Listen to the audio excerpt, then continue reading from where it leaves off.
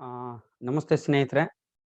ರಾಷ್ಟ್ರಪತಿ ಅಂತಕ್ಕಂಥದ್ದು ಪ್ರೆಸಿಡೆಂಟ್ ಅಂತಕ್ಕಂಥ ಶಬ್ದವನ್ನು ಬಳಸ್ತೀವಿ ನಾವು.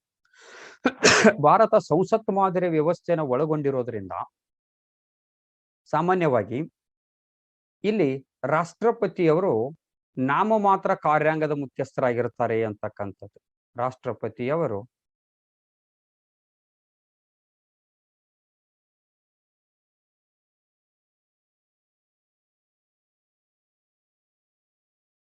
ಮುಖ್ಯಸ್ಥರು ಅಂತ. ಈ ನಾಮಮಾತ್ರ ಕಾರ್ಯಾಂಗದ ಮುಖ್ಯಸ್ಥಗೆ ನಾವೊಂದು ಶಬ್ದ ಬಳಸ್ತೀವಿ, ಅದು ಡಿ ಜುರೆ ಅಂತಕ್ಕಂಥದ್ದು. ಇದನ್ನು ಒಂದು ಸಲ KAS ಕ್ವಶನ್ಸ್ ಕೇಳಿದಾನೆ. ಡಿ ಜುರೆ ಕೆಳಗಿನ ಏನನ್ನು ನಿರೂಪಿಸುತ್ತದೆ ಅಂತಕ್ಕಂಥದ್ದು, ಏನನ್ನು ತಿಳಿಸುತ್ತದೆ ಅಂತ. ನಾಮಮಾತ್ರ ಕಾರ್ಯಾಂಗದ ಮುಖ್ಯಸ್ಥರು, ನೈಜ ಕಾರ್ಯಾಂಗದ ಮುಖ್ಯಸ್ಥರು, ಭಾಗಶಃ ನೈಜ ಕಾರ್ಯಾಂಗ, ಭಾಗಶಃ ನಾಮಮಾತ್ರ ಕಾರ್ಯಾಂಗದ ಮುಖ್ಯಸ್ಥರು, ಮೇಲಿನ ಎಲ್ಲವೂ ಅಂತಕ್ಕಂಥದ್ದು. ಬಟ್ ಆಕ್ಚುಲಿ ಅಲ್ಲಿ ಸರಿಯಾದ ಉತ್ತರ ಯಾವ್ದು ಅನ್ಸ್ಕೊಳ್ತದೆ ಅಂತಂದ್ರೆ ಅದು ನಾಮಮಾತ್ರ ಕಾರ್ಯಾಂಗದ ಮುಖ್ಯಸ್ಥರು ಅಂತಕ್ಕಂಥದ್ದು. ನೈಜ ಕಾರ್ಯಾಂಗದ ಮುಖ್ಯಸ್ಥರು ಅಂತಕ್ಕಂಥದ್ದು ಬಂದಾಗ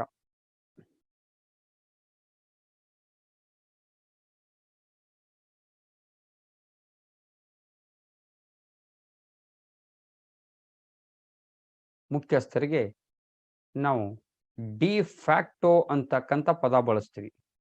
ಡಿ ಜೂರೆ ಇಬ್ರು, ಒಂದು ರಾಜ್ಯಪಾಲರು, ಇನ್ನೊಬ್ರು ರಾಷ್ಟ್ರಪತಿಯವರು. ಡಿ ಫ್ಯಾಕ್ಟೋ ಪ್ರಧಾನಮಂತ್ರಿ ಮತ್ತು ಮುಖ್ಯಮಂತ್ರಿಗಳು ಅಂತಕ್ಕಂಥದ್ದು. ಇಲ್ಲಿ ರಾಷ್ಟ್ರಪತಿ ಅಂತಕ್ಕಂಥದ್ದು ನಾವೇನ್ ತಗೊಂಡಿದ್ದೆಲ್ಲ, ಭಾರತ ಸಂಸತ್ ಮಾದರಿಯ ವ್ಯವಸ್ಥೆಯಲ್ಲಿ ರಾಷ್ಟ್ರಪತಿಯವರು ಕಾರ್ಯಾಂಗದ ಮುಖ್ಯಸ್ಥರಾಗಿರ್ತಾರೆ ಅಂತ. ಚುನಾಯಿತ ಪ್ರತಿನಿಧಿಗಳು, ನಾವು ಅಮೆರಿಕ ವ್ಯವಸ್ಥೆ ಇಂಗ್ಲೆಂಡದ ವ್ಯವಸ್ಥೆ ನೋಡಿದಾಗ ಇಂಗ್ಲೆಂಡದಲ್ಲಿ ಏನಂತ ತಗೋತೀವಿ, ಮೊನ್ಯಾರಕಿ ಅಂತಕ್ಕಂಥ ಪದ ಬಳಸ್ತೀವಿ ನಾವು. ಮೊನ್ಯಾರಕಿ ಅಂತ.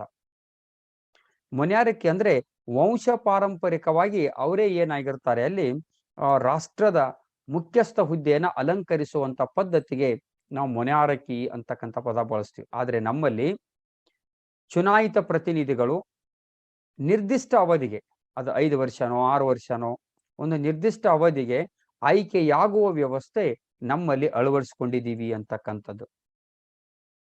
52ನೇ ವಿಧಿ ಹೇಳುತ್ತೆ ನಮ್ದು, ರಾಷ್ಟ್ರಪತಿಯ ಒಂದು ಹುದ್ದೆ ಬೇಕು ಅಂತಕ್ಕಂಥದ್ದು ಹೇಳುತ್ತೆ. ರಾಷ್ಟ್ರಪತಿ ಹುದ್ದೆ ನಮಗೆ ಬೇಕು ಅಂತಕ್ಕಂಥ ಕಾನ್ಸೆಪ್ಟ್ ಅನ್ನು ಕೊಡುತ್ತೆ. ಹಾಗೆ 53ನೇ ವಿಧಿ ರಾಷ್ಟ್ರಪತಿಯ ಕಾರ್ಯಾಂಗದ ಅಧಿಕಾರಗಳು ಅಂತಕ್ಕಂಥದ್ದು. ಇದು ಬಹಳ ಇಂಪಾರ್ಟೆಂಟ್ ಟಾಪಿಕ್ ರೀ ಇದು.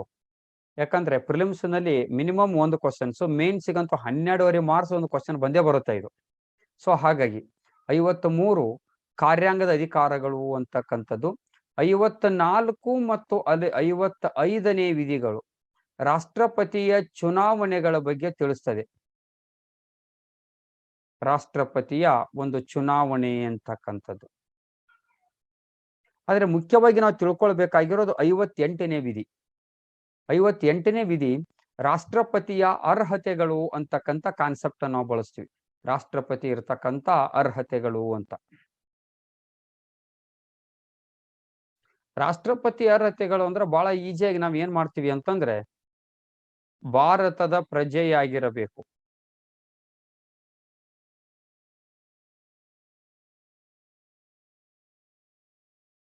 ಮೂವತ್ತೈದು ವರ್ಷವನ್ನ ಪೂರೈಸಿರ್ಬೇಕು, be a citizen of India, should completed 35 years, 35 ವರ್ಷ ಪೂರೈಸಿರಬೇಕು, ಲೋಕಸಭೆಯ ಸದಸ್ಯನಾಗುವ ಅರ್ಹತೆಯನ್ನು ಹೊಂದಿರಬೇಕು. 4ನೇದ್ದು, ಯಾವುದೇ ಕೇಂದ್ರ, ರಾಜ್ಯ, ಸ್ಥಳೀಯ ಸರ್ಕಾರಗಳಲ್ಲಿ ಲಾಭದಾಯಕ ಹುದ್ದೆಗಳನ್ನು ಹೊಂದಿರಕೂಡದು.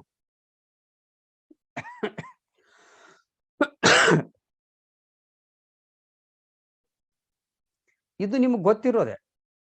ಸೊ ಸರ್, ಭಾರತ ಪ್ರಜೆ ಆಗಿರಬೇಕು, ಲೋಕಸಭಾ ಸದಸ್ಯನಾಗ ಅರ್ಹತೆ ಅಂದ್ರೆ ಗೊತ್ತಿರೋದೆ. ಆದ್ರೆ ಆಕ್ಚುಲಿ ಡಿಸ್ಕಷನ್ ಮಾಡೋದಿಲ್ಲಿ ಏನು ಅಂತಂದ್ರೆ, ಭಾರತದ ಪ್ರಜೆ ಅಂತ ಬಂದಾಗ ಭಾರತದಲ್ಲಿ ಹುಟ್ಟಲಾರದವರು ಪ್ರಧಾನಮಂತ್ರಿ, ರಾಷ್ಟ್ರಪತಿಯಂತ ಉನ್ನತವಾದ ಹುದ್ದೆಯನ್ನು ಅಲಂಕರಿಸಬಹುದೇ? Can a person not born in India can hold the key post like the president ಅಂತಕ್ಕಂಥದ್ದು ರಾಷ್ಟ್ರಪತಿ ಹುದ್ದೆ ಅಲಂಕರಿಸಬಹುದು ಅಂತ. ಇನ್ನ 35 ಒಂದು ಮ್ಯಾಚುರಿಟಿ ಇರುತ್ತೆ, ಒಪ್ಕೊಳ್ಳೋಣ. ಲೋಕಸಭೆಯ ಒಂದು ಸದಸ್ಯನಾಗುವ ಅರ್ಹತೆಯನ್ನು ಏಕೆ ಹೊಂದಿರಬೇಕು? ನೋಡಿ, ನಾನು ಯಾಕೆ ಈ ಕ್ವಶನ್ ರೈಸ್ ಮಾಡ್ತಾ ಇದ್ದೀನಿ ಅಂತಂದ್ರೆ, ರಾಷ್ಟ್ರಪತಿ ಅವರಿಗೆ ರಾಷ್ಟ್ರಪತಿಯ ಚುನಾವಣೆಯಲ್ಲಿ ಲೋಕಸಭಾ ಸದಸ್ಯರು ಭಾಗವಹಿಸ್ತಾರೆ, ರಾಜ್ಯಸಭಾ ಸದಸ್ಯರು ಕೂಡ ಭಾಗವಹಿಸ್ತಾರೆ. First condition. ಎರಡನೇದ್ದು, ಲೋಕಸಭೆಗೆ ಇಬ್ಬರು ಆಂಗ್ಲೋ ಇಂಡಿಯನ್ಸ್ ಅನ್ನ ನಾಮಕರಣ ಮಾಡುತ್ತಿದ್ದರು, ಹಿಂದಕ್ಕೆ ಮಾಡ್ತಾ ಇದ್ರು 331ನೇ ವಿಧಿಯ ಪ್ರಕಾರ. ಹಾಗೆ 12 ಜನರನ್ನ ರಾಜ್ಯಸಭೆಗೆ ನಾಮಕರಣ ಮಾಡ್ತಾ ಇದ್ರು ಅಂತ. ಆದ್ರೆ ಈಗ ಇದೇನಾಗಿದೆ, 104ನೇ ಸಂವಿಧಾನದ ತಿದ್ದುಪಡಿಯ ಕಾಯ್ದೆ 104 ಕಾನ್ಸ್ಟಿಟ್ಯೂಷನಲ್ ಅಮೈಂಡ್ಮೆಂಟ್ ಆಕ್ಟ್, ಇಲ್ಲಿ ಈ ಆಂಗ್ಲೋ ಇಂಡಿಯನ್ಸ್ ಒಂದು ನಾಮಿನೇಟ್ ಮಾಡೋದನ್ನ ಗವರ್ಮೆಂಟ್ ಏನ್ ಮಾಡ್ತು, ಅಬಾಲಿಷ್ ಮಾಡ್ತು, ರದ್ದು ಮಾಡಿತು ಅಂತಕ್ಕಂಥದ್ದು. ಹೌದಾ? ಎಸ್. ನೋಡಿ, ಲೋಕಸಭೆಗೂ ಪವರ್ ಇದೆ, ಇದಕ್ಕೂ ಪವರ್ ಇದೆ. ಹಾಗೆ ರಾಷ್ಟ್ರಪತಿಯನ್ನ ಮಹಾಭಿಯೋಗಗೊಳಿಸಬೇಕಾದರೆ ಇಂಪೀಚ್ಮೆಂಟ್ ಅಂತ ಕರಿತೀವಿ. ಮಹಾಭಿಯೋಗವನ್ನು ಮಾಡುವಾಗ ಲೋಕಸಭೆನೂ ಇರುತ್ತೆ, ಹಾಗೆ ರಾಜ್ಯಸಭೆನೂ ಇರುತ್ತದೆ. ಹಾಗಾಗಿ ನಮ್ಮ ಸಂವಿಧಾನ ರಚನಾಕಾರರು ಏನು ಮಾಡಬಹುದಾಗಿತ್ತು ಅಂದ್ರೆ, ರಾಷ್ಟ್ರಪತಿ ಹುದ್ದೆಗೆ ಸ್ಪರ್ಧಿಸುವ ವ್ಯಕ್ತಿ ಲೋಕಸಭೆಯ ಸದಸ್ಯನಾಗಬಹುದು ಅಥವಾ ರಾಜ್ಯಸಭೆಯ ಸದಸ್ಯನಾಗುವ ಅರ್ಹತೆಯನ್ನ ಹೊಂದಿರಬಹುದು. ಇದರ ಅರ್ಥ ಕೇವಲ ಸಂಸತ್ ಸದಸ್ಯನಾಗುವ ಅರ್ಹತೆಯನ್ನು ಹೊಂದಿರಬಹುದು ಅಂತ ಕೊಡಬಹುದಾಗಿತ್ತು. ಅದರ ಬದಲಾಗಿ ಕೇವಲ ಲೋಕಸಭೆ ಅಂತಕ್ಕಂಥ ಪದವನ್ನು ಏಕೆ ಬಳಸಿದರು ಅಂತಕ್ಕಂಥ ಇಲ್ಲಿ ಚರ್ಚಿಸಬೇಕಾಗಿರೋದು. ಹಾಗೆ ಲಾಭದಾಯಕ ಹುದ್ದೆಗಳಂದ್ರೆ ಯಾವುದು? ಸಂವಿಧಾನದಲ್ಲಿ ಯಾವ ವಿಚಾರಗಳಿಗೆ ಲಾಭದಾಯಕ ಹುದ್ದೆಗಳು ಅಂತಕ್ಕಂಥದನ್ನು ಬಳಸಿದ್ದಾರೆ ಅಂತಕ್ಕಂಥದ್ದು. ಹೌದಾ?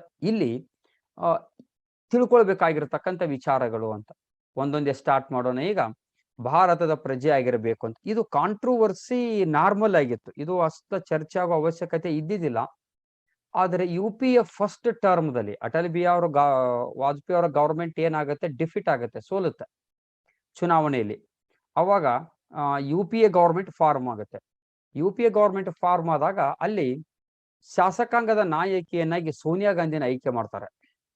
ಸೋನಿಯಾ ಗಾಂಧಿನ ಆಯ್ಕೆ ಮಾಡಿದಾಗ ದೇಶಾದ್ಯಂತ ಕೆಲವೊಂದಿಷ್ಟು ಗಲಾಟೆಗಳಾಗ್ತದೆ. ಭಾರತದಲ್ಲಿ ಹುಟ್ಟಲಾರದವರು ದೇಶದ ಅತ್ಯುನ್ನತವಾದ ಹುದ್ದೆಯನ್ನು ಅಲಂಕರಿಸಬಹುದೇ ಅಂತಕ್ಕಂಥದ್ದು ಸರ್ವೋಚ್ಚ ನ್ಯಾಯಾಲಯದಲ್ಲಿ ಪ್ರಶ್ನೆ ಮಾಡ್ತಾರೆ.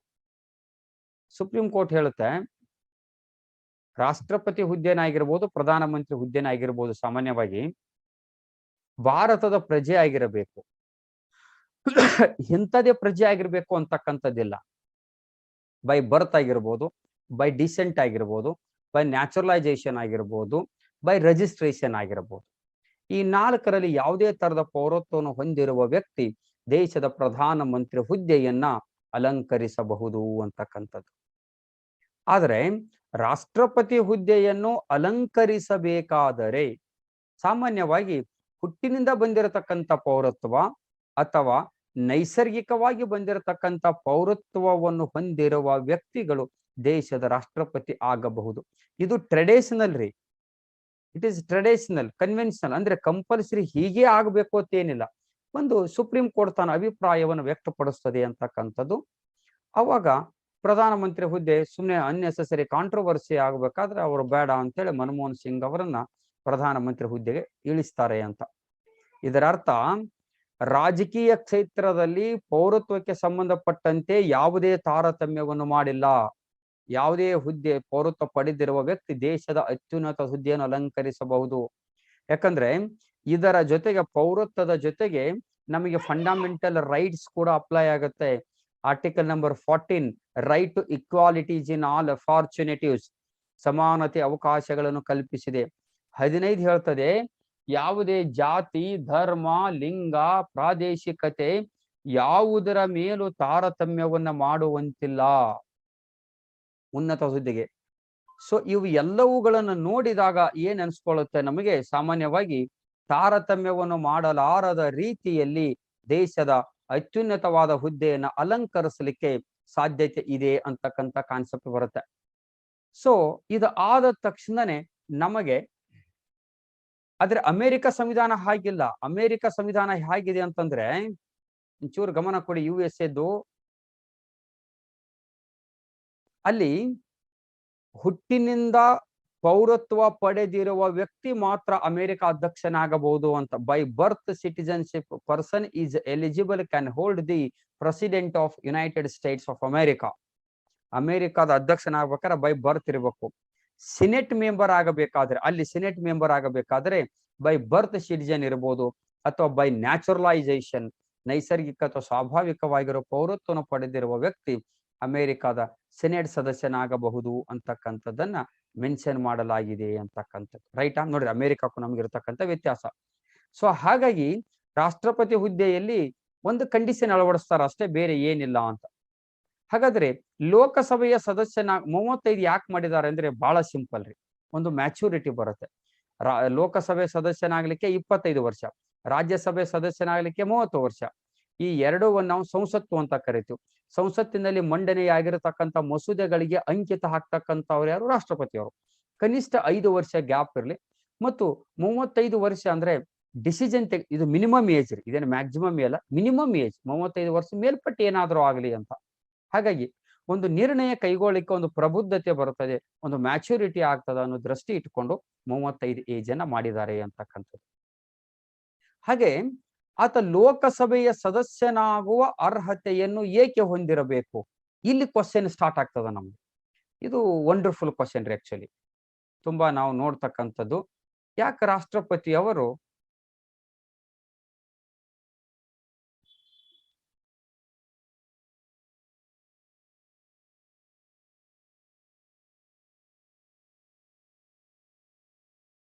ಯಾಕೆ ಹೊಂದಿರಬೇಕು ಅಂತ ನೋಡಿದಾಗ, ಒಂದನೇದ್ದು, ಲೋಕಸಭಾ ಸದಸ್ಯರು ಜನತೆಯಿಂದ ನೇರವಾಗಿ ಆಯ್ಕೆಯಾಗಿರುತ್ತಾರೆ.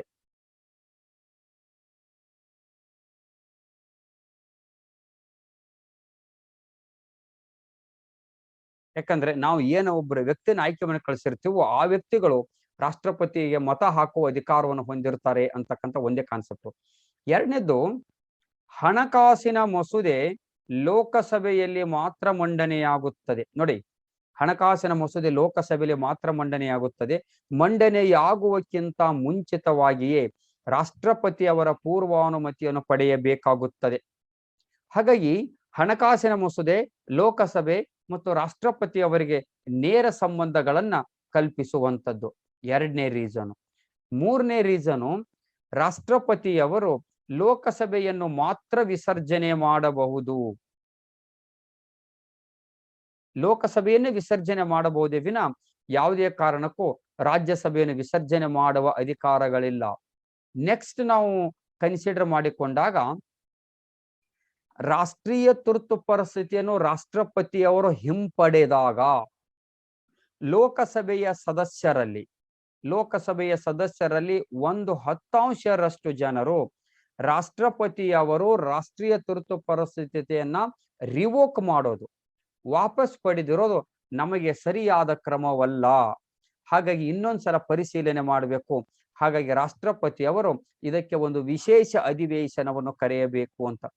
ಆ ಅಧಿವೇಶನ ಕೇವಲ ಲೋಕಸಭೆಗೆ ಮಾತ್ರ ಸೀಮಿತವಾಗಿರುತ್ತೆ ವಿನ ರಾಜ್ಯಸಭೆಗೆ ಸೀಮಿತವಾಗಿರುವುದಿಲ್ಲ. ಇದು 4ನೇ ಪಾಯಿಂಟ್. 5ನೇದು, ರಾಷ್ಟ್ರೀಯ ತುರ್ತು ಪರಿಸ್ಥಿತಿಯನ್ನು ಹಿಂಪಡೆಯುವಾಗ ರಾಷ್ಟ್ರಪತಿಯವರು ಲೋಕಸಭೆಯ ಸರಳ ಬಹುಮತದ ಒಂದು ಅಂಗೀಕಾರವನ್ನು ಕೇಳ್ತಾರೆ ಅಂತಕ್ಕಂಥದ್ದು. ಲೋಕಸಭೆಯಲ್ಲಿ ಒಂದು ಸಿಂಪಲ್ ಮೆಜಾರಿಟಿ ಪಾಸ್ ಆಗ್ಬೇಕು ನ್ಯಾಷನಲ್ ಎಮರ್ಜೆನ್ಸಿಯನ್ನು ರಿವೋಕ್ ಮಾಡುವಾಗ. ಅದೇ ಸಿಂಪಲ್ ಮೆಜಾರಿಟಿ ರಾಜ್ಯಸಭೆಯಲ್ಲಿ ಆದ್ರೆ ರಾಷ್ಟ್ರಪತಿಯವರು ನ್ಯಾಷನಲ್ ಎಮರ್ಜೆನ್ಸಿಯನ್ನ ರಿವೋಕ್ ಮಾಡುವುದಿಲ್ಲ ಅಂತಕ್ಕಂಥದ್ದು. ಹಾಗಾಗಿ ಕೆಲವೊಂದಿಷ್ಟು ವಿಚಾರಗಳಿಗೆ ಸಂಬಂಧಪಟ್ಟಂತೆ ರಾಷ್ಟ್ರಪತಿ ಅವರಿಗೂ ಲೋಕಸಭೆಗೂ ನೇರ ಸಂಬಂಧ ಇರುವುದರಿಂದ ಅವರು ಲೋಕಸಭೆಯ ಸದಸ್ಯನಾಗುವ ಅರ್ಹತೆಯನ್ನು ಹೊಂದಿರಬೇಕು ಅಂತಕ್ಕಂಥ ಕಾನ್ಸೆಪ್ಟ್ ಬರುತ್ತೆ. ಇವೆಲ್ಲ ಸಂವಿಧಾನದಲ್ಲಿ ಇಲ್ಲ ರೀ. ಆದ್ರೆ ಕ್ವಶನ್ ಮಾಡುವಾಗ, ಇವತ್ತು ಅಪ್ಲೈಡ್ ಕ್ವಶನ್ಗಳನ್ನು ಮಾಡುವಾಗ ಇಂಥ ಕೆಲವೊಂದಿಷ್ಟು ಆಪ್ಷನ್ಸ್ ಗಳನ್ನ ಆತ ತಂದಿಟ್ಬಿಡ್ತಾನೆ. ಅವಾಗ ನಮಗೆ ಏನಿಸುತ್ತೆ, ಅಯ್ಯೋ ಕ್ವಶನ್ ಪೇಪರ್ ತುಂಬಾ ಟಫ್ ಇದೆ, ಎಲ್ಲಿದೋ ಕ್ವಶನ್ಸ್ ಮಾಡಿದಾನೆ, ಆನ್ಸರ್ ಮಾಡ್ಲಿಕ್ಕೆ ಕಷ್ಟ ಆಗ್ತಿದೆ ಅಂತ. ಇಲ್ಲ ರೀ, ಇರೋದನ್ನ ಒಂದು ಚೂರ್ ಅಪ್ಲೈಡ್ ಮಾಡ್ತಾನ ಅಷ್ಟೇ ಅವನು. ಅದನ್ನ ನಾವು ನೀಟಾಗಿ ಅರ್ಥ ಮಾಡ್ಕೊಂಡ್ರೆ ಯಾವುದೇ ಎಕ್ಸಾಮ್ಸ್ ನಾವು ಕ್ಲಿಯರ್ ಮಾಡ್ಕೋಬಹುದು ಅಂತ. ಇನ್ನ ಲಾಭದಾಯಕ ಹುದ್ದೆಗಳನ್ನ ಅಂತಕ್ಕಂಥದ್ದು ಏನಿದೆನೋ ಹೊಂದಿರಕೂಡದು ಅಂತ. ಆದ್ರೆ ನಮ್ಮ ಸಂವಿಧಾನದ ರಚನಾಕಾರರು ಲಾಭದಾಯಕ ಹುದ್ದೆಗಳು ಯಾವುದು ಅಂತಕ್ಕಂಥದ್ದನ್ನ ಮೆನ್ಷನ್ ಮಾಡೇ ಇಲ್ಲ ರೀ. ಲಾಭದಾಯಕ ಹುದ್ದೆಗಳಂದ್ರೆ ಏನು? ಬಹಳ ಜನ ನಾವೇನ್ ತಿಳ್ಕೊತೀವಿ ಅಂತಂದ್ರೆ, ಸರ್ ಗೌರ್ಮೆಂಟ್ ನೌಕರಿ ಇರಬಾರ್ದು, ಗೌರ್ಮೆಂಟ್ ನೌಕರಿ ಇದ್ರೆ ಅದು ಲಾಭದಾಯಕ ಹುದ್ದೆ ಅಂತಕ್ಕಂಥದ್ದು. ಇಲ್ಲ ರೀ. 1958ರಲ್ಲಿ ಸುಪ್ರೀಂ ಕೋರ್ಟು ಲಾಭದಾಯಕ ಹುದ್ದೆಗಳಂದ್ರೆ ಏನು, ಯಾವುದಕ್ಕೆ ಲಾಭದಾಯಕ ಹುದ್ದೆಗಳು ಎಂತ ಪರಿಸ್ಥಿತಿಯಲ್ಲಿದ್ದಾಗ ಲಾಭದಾಯಕ ಹುದ್ದೆಗಳಂತ ಪರಿಗಣಿಸಬೇಕು ಅಂತಕ್ಕಂಥದ್ದು 1958 ಸರ್ವೋಚ್ಚ ನ್ಯಾಯಾಲಯ ತನ್ನ ತೀರ್ಪಿನಲ್ಲಿ ಪ್ರಕಟ ಮಾಡುತ್ತೆ. ಲಾಭದಾಯಕ ಹುದ್ದೆಗಳು ಅಂತ ಬಂದಾಗ ಪಾಯಿಂಟ್ ನಂಬರ್ 1 ಒಂದನೇದ್ದು, ಆ ಹುದ್ದೆಗೆ ಸರ್ಕಾರವೇ ನೇಮಕ ಅಥವಾ ನಾಮಕರಣ ಮಾಡಬೇಕು. ಯಾವ ಒಂದು ಹುದ್ದೆ ಇದೆನೋ ಆ ಹುದ್ದೆಗೆ ನೇಮಕ ಮಾಡುವ ವ್ಯಕ್ತಿ ಸರ್ಕಾರದಿಂದಲೇ ನೇಮಕವಾಗಿರಬೇಕು. ಅದು ಕೇಂದ್ರ ಸರ್ಕಾರ ಆದರೂ ಇರಲಿ, ರಾಜ್ಯ ಸರ್ಕಾರದಿಂದ ಆದರೂ ಆಗಲಿ ಅಂತ.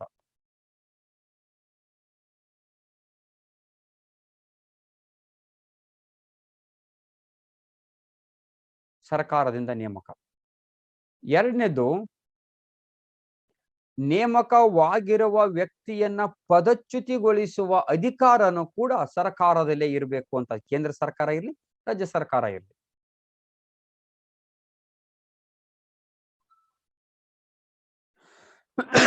ಪದಚ್ಯುತಿಗೊಳಿಸುವ ಅಧಿಕಾರವು ಕೂಡ ರಾಷ್ಟ್ರಪತಿಯವರ ಸರ್ಕಾರದ ಕೈಯಲ್ಲಿ ಇರಬೇಕು. ಮೂರನೇದು, ಆತ ಸರ್ಕಾರದ ಪರವಾಗಿ ಕೆಲಸವನ್ನು ಮಾಡಬೇಕು ಅಂತ.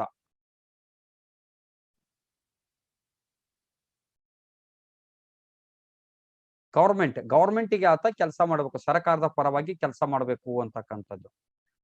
ನಾಲ್ಕನೆಯ ಕಾನ್ಸೆಪ್ಟು, ಆತ ಮಾಡುವ ಕೆಲಸಕ್ಕೆ ಸರ್ಕಾರದಿಂದ ಗೌರವ ಧನವನ್ನು ಪಡೆಯಬೇಕು.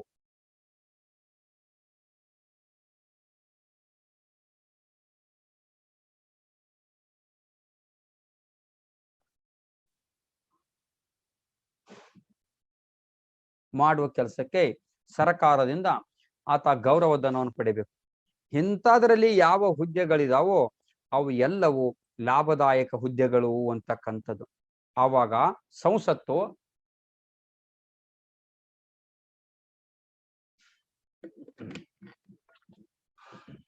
1959ರಲ್ಲಿ 1959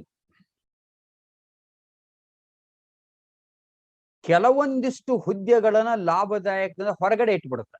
ಯಾವ್ಯಾವು? ಈಗ ಹಾಲಿ ಪ್ರೆಸೆಂಟ್ ಇರ್ತಕ್ಕಂಥ ಪ್ರೆಸಿಡೆಂಟ್ ಹುದ್ದೆ ಲಾಭದಾಯಕ ಹುದ್ದೆ ಅಲ್ಲ. ಉಪರಾಷ್ಟ್ರಪತಿ ಹುದ್ದೆ ಲಾಭದಾಯಕ ಅಲ್ಲ, ಈಗ ಆಕ್ಟಿವ್ ಇರ್ತಕ್ಕಂಥವ್ರು. ಹಾಗೆ ಪ್ರಧಾನ ಮಂತ್ರಿ, ಕೇಂದ್ರದ ಸಚಿವ ಸಂಪುಟ, ರಾಜ್ಯಪಾಲರು, ರಾಜ್ಯದ ಮುಖ್ಯಮಂತ್ರಿ, ರಾಜ್ಯದ ಮಂತ್ರಿಮಂಡಲ, ಯೋಜನಾ ಆಯೋಗದ ಉಪಾಧ್ಯಕ್ಷರು, ಹೀಗೆ ಕೆಲವೊಂದಿಷ್ಟು ಹುದ್ದೆಗಳನ್ನ ಲಾಭದಾಯಕ ಹುದ್ದೆಗಳಲ್ಲ ಅಂತಕ್ಕಂಥದ್ದನ್ನ 1959ದಲ್ಲಿ ಸಂಸತ್ತು ಅಂಗೀಕಾರ ಮಾಡುತ್ತೆ ಅಂತಕ್ಕಂಥದ್ದು.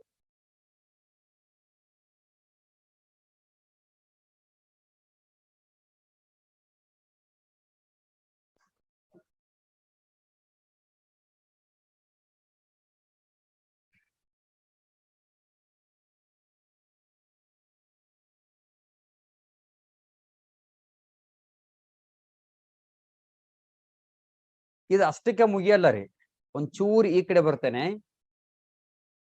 2006ರಲ್ಲಿ UPA ಗವರ್ಮೆಂಟ್ ಲಾಭದಾಯಕ ಹುದ್ದೆಗೆ ಸಂಬಂಧಪಟ್ಟಿರತಕ್ಕಂತ ಒಂದು ಮಸೂದೆಯನ್ನು ಪಾಸ್ ಮಾಡುತ್ತೆ.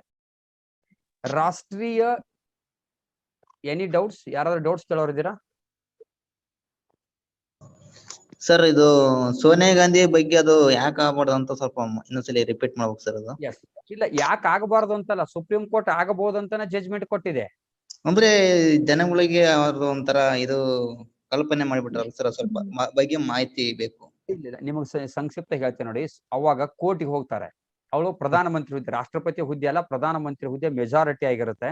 ಅವಾಗ ಕೆಲವೊಂದ್ ಜನ ಭಾರತದಲ್ಲಿ ಹುಟ್ಟಲಾರದವರ ಪ್ರಧಾನಮಂತ್ರಿ ಹುದ್ದೆಯನ್ನು ಅಲಂಕರಿಸಬಹುದೇ ಅಂತ ಹೋಗ್ತಾರೋ. ಸುಪ್ರೀಂ ಕೋರ್ಟ್ ಬಹಳ ಸ್ಪಷ್ಟತೆ ಕೊಡ್ತದೆ, ರಾಜಕೀಯ ಕ್ಷೇತ್ರದಲ್ಲಿ ಪ್ರಧಾನಮಂತ್ರಿ ಹುದ್ದೆ ಆಗಿರಬಹುದು, ಯಾವುದೇ ಮಂತ್ರಿಮಂಡಲ ಹುದ್ದೆ ಆಗಿರಬಹುದು, 1955 ಪೌರತ್ವ ಕಾಯ್ದೆಯ ಅಡಿ ಯಾವುದೇ ಪೌರತ್ವವನ್ನು ಪಡ್ಕೊಳ್ಳಿ, ಅದು ಬೈ ಬರ್ತ್ ಇರ್ಲಿ, ರಿಜಿಸ್ಟ್ರೇಷನ್ ಇರ್ಲಿ, ಬೈ ಡಿಸೆಂಟ್ ಇರ್ಲಿ, ಆಮೇಲೆ ನ್ಯಾಚುರಲೈಸೇಷನ್ ಇರ್ಲಿ, ಯಾವುದೇ ಪೌರತ್ವವನ್ನು ಪಡೆದಿರುವಂತ ವ್ಯಕ್ತಿ ದೇಶದ ಪ್ರಧಾನಮಂತ್ರಿ ಹುದ್ದೆಯನ್ನ ಅಲಂಕರಿಸಬಹುದು ಅಂತಕ್ಕಂತ ಕೊಡುತ್ತೆ. ಜೊತೆಗೆ ಆದಾಗ್ಯೂ ಕೂಡ ರಾಷ್ಟ್ರಪತಿ ಹುದ್ದೆಯನ್ನು ಗಮನದಲ್ಲಿ ಇಟ್ಟುಕೊಂಡಾಗ ಟ್ರೆಡಿಷನಲ್, ಸಾಂಪ್ರದಾಯಿಕವಾಗಿ ಇದುವರೆಗೆ ನಾವು ರೂಢಿಗತವಾಗಿ ಪಾಲಿಸಿಕೊಂಡು ಬಂದಿರೋದು, ಹುಟ್ಟಿನಿಂದ ಬಂದಿರತಕ್ಕಂಥ ಪೌರತ್ವ ಇರ್ತಕ್ಕಂಥ ವ್ಯಕ್ತಿ ಅಥವಾ ನೈಸರ್ಗಿಕವಾಗಿ ಪೌರತ್ವ ಇರ್ತಕ್ಕಂಥ ವ್ಯಕ್ತಿ ರಾಷ್ಟ್ರಪತಿ ಹುದ್ದೆಯನ್ನು ಅಲಂಕರಿಸುವುದು ಸೂಕ್ತ ಅಂತಕ್ಕಂಥದ್ದು ಹೇಳುತ್ತೆ ವಿನ ಅವರೇ ಬೇಕು ಅಂತ ಹೇಳೋದಿಲ್ಲ. ಆದ್ರೆ ಪ್ರಧಾನಮಂತ್ರಿ ಹುದ್ದೆಗೆ ಯಾವುದೇ ತರದ ಪೌರತ್ವ ಇದ್ದಂತ ವ್ಯಕ್ತಿ ಏನಾಗಬಹುದು, ಪ್ರಧಾನಮಂತ್ರಿ ಹುದ್ದೆಯನ್ನು ಅಲಂಕರಿಸಬಹುದು. ಅಲ್ಲಿ ಸೋನಿಯಾ ಗಾಂಧಿಗೆ ಸುಪ್ರೀಂ ಕೋರ್ಟ್ ಬೈಂಡಿಂಗ್ ಮಾಡಿಲ್ಲ ರೀ. Is it clear? Okay clear sir.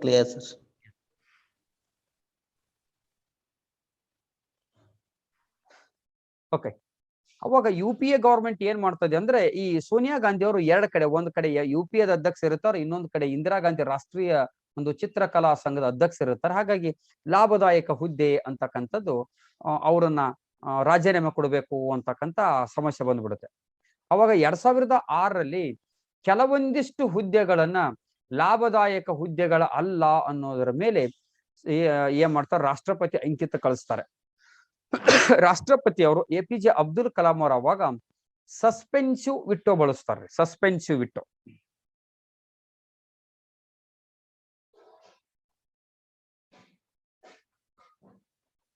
ಈ ಸಸ್ಪೆನ್ಸಿವ್ ವಿಟೋ ಅಂದ್ರೆ ಏನು? ಯಾವುದೇ ಮಸೂದೆಯನ್ನ ರಾಷ್ಟ್ರಪತಿ ಅವರು ಮರುಪರಿಶೀಲನೆಗೆ, ರೀಕನ್ಸಿಡರೇಷನ್, ಇನ್ನೊಂದ್ಸಲ ಅದನ್ನ ರೀಕನ್ಸಿಡರೇಷನ್ ಮಾಡ್ಲಿಕ್ಕೆ ಸಂಸತ್ತಿಗೆ ಕಳಿಸುವಂತ ಒಂದು ಪದ್ಧತಿ ಏನಿದೆನೋ, ರೂಢಿ ಏನಿದೆನೋ, ನಾವ್ ಇದಕ್ಕ ಸಸ್ಪೆನ್ಸಿವ್ ವಿಟೋ ಅಂತಕ್ಕಂಥ ಬಳಸ್ತೀವಿ. ಈ ಲಾಭದಾಯಕ ಹುದ್ದೆಗಳನ್ನ ಇನ್ನೊಂದ್ಸಲ ಪರಿಶೀಲನೆ ಮಾಡಿ ಅಂತಕ್ಕಂಥದ್ದು APJ ಅಬ್ದುಲ್ ಕಲಾಂ ಅವರು ವಾಪಸ್ ಕಳಿಸ್ತಾರೆ ಸಂಸತ್ತಿಗೆ. ಆದ್ರೆ ಸಂಸತ್ತಿನಲ್ಲಿ ಯಾವುದೇ ಬದಲಾವಣೆಯಾಗದೆ ಯಥಾ ಪ್ರಕಾರವಾಗಿ ಆ ಮಸೂದೆ ಅಂಗೀಕಾರ ಆಗತ್ತೆ. ಮುಂದೆ ರಾಷ್ಟ್ರಪತಿಯವರು ಅದಕ್ಕೆ ಸಹಿ ಹಾಕ್ತಾರೆ. ಯಾಕಂದ್ರೆ 44ನೇ ಸಂವಿಧಾನ ತಿದ್ದುಪಡಿ 1978 ಜನತಾ ಸರ್ಕಾರ ಮೊರಾರ್ಜಿ ದೇಸಾಯಿ ಅವರು ಪ್ರಧಾನಮಂತ್ರಿ ಆದಂತ ವೇಳೆಯಲ್ಲಿ ಒಂದು ಬಾರಿ ಸಂಸತ್ತಿನಲ್ಲಿ ಮಂಡನೆಯಾಗಿ ಬಂದಂತ ಮಸೂದೆ ರಾಷ್ಟ್ರಪತಿ ಅವರು ಒಂದು ಬಾರಿ ಮರುಪರಿಶೀಲನೆಗೆ ಕಳುಹಿಸಬಹುದೇ, ಎರಡನೇ ಬಾರಿಗೆ ಅದು ಅಂಗೀಕಾರ ಆಗಿ ತಿದ್ದುಪಡಿಯಾಗಿ ಸರಳ ಬಹುಮತದೊಂದಿಗೆ ವಾಪಸ್ ಬಂದಾಗ ಎರಡನೇ ಬಾರಿಗೆ ರಾಷ್ಟ್ರಪತಿ ಅವರು ಅಂಕಿತವನ್ನು ಹಾಕಲೇಬೇಕು ಅಂತಕ್ಕಂಥ ಮಸೂದೆ ಕ್ಲಿಯರ್ ಆಗುತ್ತೆ. Got it? ಎಸ್. ಸೊ ಇವೆಲ್ಲ ಲಾಭದಾಯಕ ಹುದ್ದೆಗಳು ಅಂತಕ್ಕಂಥ ಪದವನ್ನ ನಾವಿಲ್ಲಿ ಬಳಸ್ತೀವಿ ಅಂತಕ್ಕಂಥದ್ದು.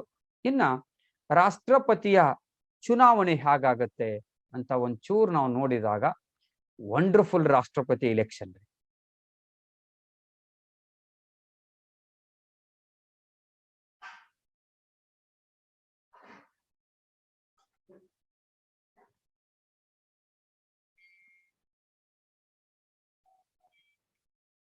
ಚುನಾವಣೆಯ ಒಂದು ವಿಧಾನ ಅಂತಕ್ಕಂಥದ್ದು ಹೇಳ್ತೀವಿ. ರಾಷ್ಟ್ರಪತಿಯ ಚುನಾವಣೆಯನ್ನು ಪರೋಕ್ಷವಾಗಿ ಮಾಡಲಾಗುವುದು.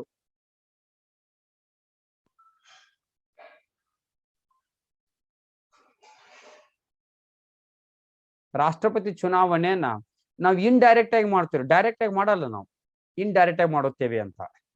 ಅದು ನಿರ್ವಚನ ಗಣ ಅಂತಕ್ಕಂಥದ್ದು.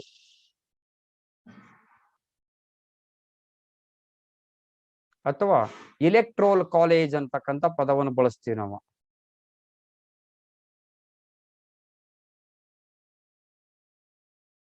ಒಂದು ಇಲೆಕ್ಟ್ರೋಲ್ ಕಾಲೇಜ್ ಅಂತಕ್ಕಂಥ ಪದ ಬರುತ್ತೆ. ಇನ್ನ ಏಕಮತ ವರ್ಗಾವಣೆ,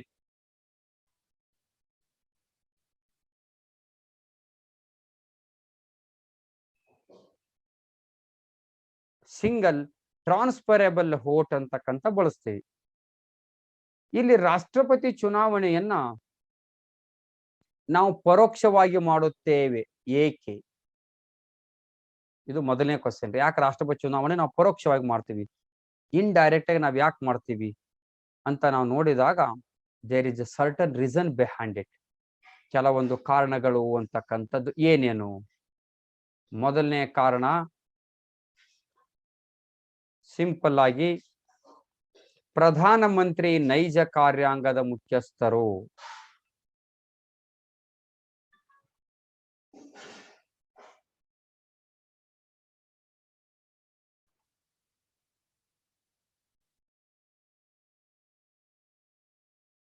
ಎರಡನೇದು, ರಾಷ್ಟ್ರಪತಿಯವರು ಮಂತ್ರಿಮಂಡಲದ ಸಲಹೆ ಮೇರೆಗೆ ಅಧಿಕಾರವನ್ನು ಚಲಾಯಿಸಬೇಕು ಅಂತಕ್ಕಂಥದ್ದು under the article number 74 class 1. ರಾಷ್ಟ್ರಪತಿಯವರು ಒಂದು ಮಂತ್ರಿಮಂಡಲದ ಸಲಹೆ ಮೇರೆಗೆ ಅಧಿಕಾರವನ್ನು ಚಲಾಯಿಸಬೇಕಾಗ್ತದೆ ಅಂತ. ಇವ್ರ ಸ್ವಂತ ಅಧಿಕಾರ ಇಲ್ಲ, ಮಂತ್ರಿಮಂಡಲ ಏನ್ ಹೇಳ್ತದನ್ನ ಹಾಗೆ ಮಾಡ್ಬೇಕು, ಒಂದನೇದು. ಎರಡನೇದು, ಇವರು ನೈಜ ಕಾರ್ಯಾಂಗದ ಮುಖ್ಯಸ್ಥರಲ್ಲ, ನೈಜ ಕಾರ್ಯಾಂಗದ ಮುಖ್ಯಸ್ಥರ ಪ್ರಧಾನಮಂತ್ರಿ. ಮೂರನೇದು, ಒಂದು ವೇಳೆ ಪ್ರತ್ಯಕ್ಷವಾಗಿ ಚುನಾವಣೆ ಮಾಡಿದರೆ ವಿನಾಕಾರಣ ಹಣ, ವೇಳೆ ಮತ್ತು ಮಾನವ ಸಂಪನ್ಮೂಲ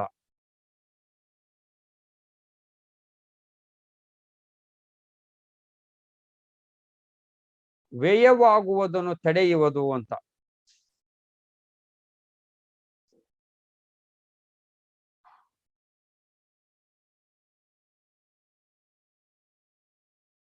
the tremendous loss of time, money and human resources ಏನು ಒಂದು ವೇಸ್ಟ್ ಆಗ್ತದನೋ ಅದನ್ನ ತಡೆಯೋಕ್ಕೋಸ್ಕರ ನಾವು ಇಂಡೈರೆಕ್ಟ್ ಆಗಿ ಮಾಡ್ತೀವಿ ಅಂತ.